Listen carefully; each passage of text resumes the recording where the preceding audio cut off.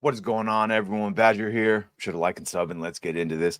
Star Wars Outlaws was doomed from the start.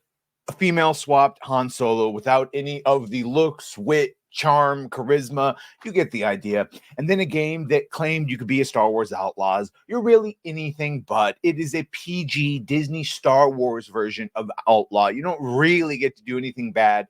And eventually you end up just being a pseudo rebellion going against the Empire anyway, which is what they do every single time they tease a chance to be a bad guy. This happened in Battlefront 2. You thought you're going to be working for the Empire, and before not, no, you're fighting the Empire.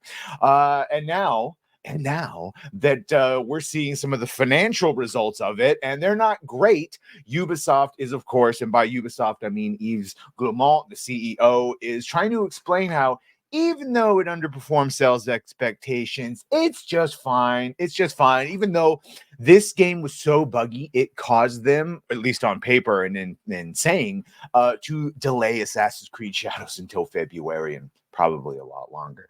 So we can see here that the company has revealed its net bookings came in on the low end of its revised. So it thought it was going to be due a bunch, revised it, and it still came in under the revisement at 352 million euros.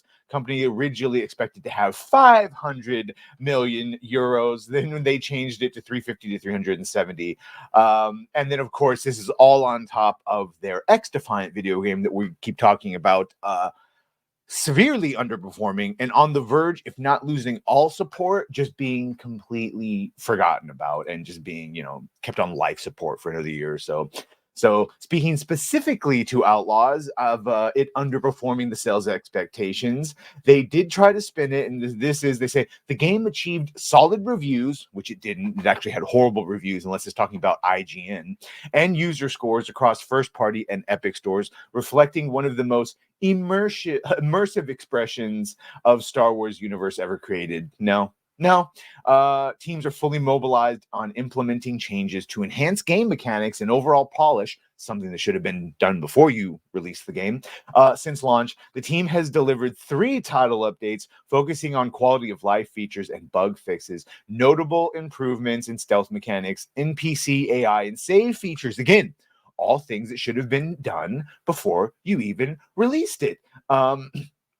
Tangible results, if you want to claim it that way. Again, here's just Yves talking about, we think it's going to be so great. And this is whether or not you believe that he's intentionally letting the company be ruined so that he, the Guillemot Brothers Ltd, and Tencent, the Chinese company, are just going to go and buy it up after it's been absolutely reduced. So we've seen his cope.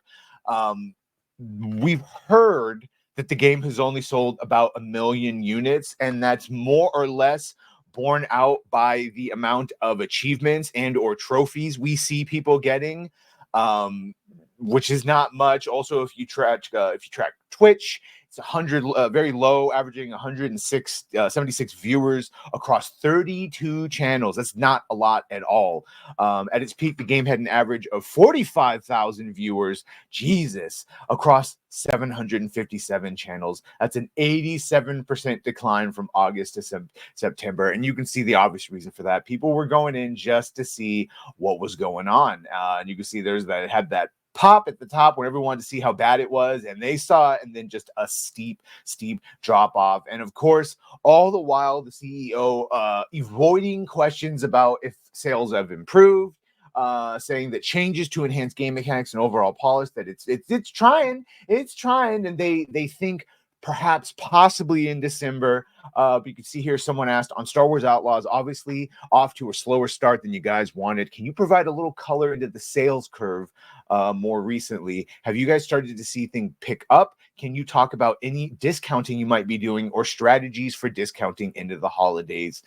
Because we heard their last big strategy is they're trying to get this game in some form of workable shape for December releases for Steam and for the season. And so it says on Outlaws, what we can say is that the 3 title updates that we've delivered at the same time, we've been observing substantial positive community sentiment, nothing to do about player counts going up. The biggest update is still to come by November 21st, and it will come on the same day as the first big story pack and the launch for Steam. So we are putting ourselves in a position to have a must-play game that could be a good seller.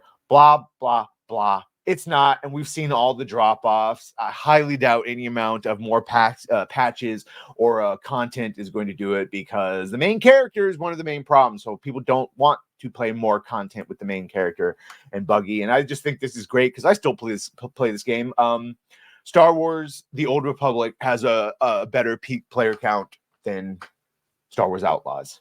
So highly suggest, if you still want some good Star Wars content that has been ruined by Disney, go check out The Old Republic. Just if you started now at the beginning, it would take you a solid year of playing 12 hours a day to maybe catch up. So yeah, there you go.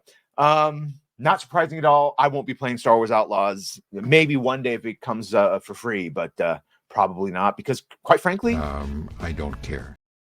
Anyway, you let me know what you think about all this. Sure, like, share, and sub. If you have done that, thank you. If you're going to do that, thank you.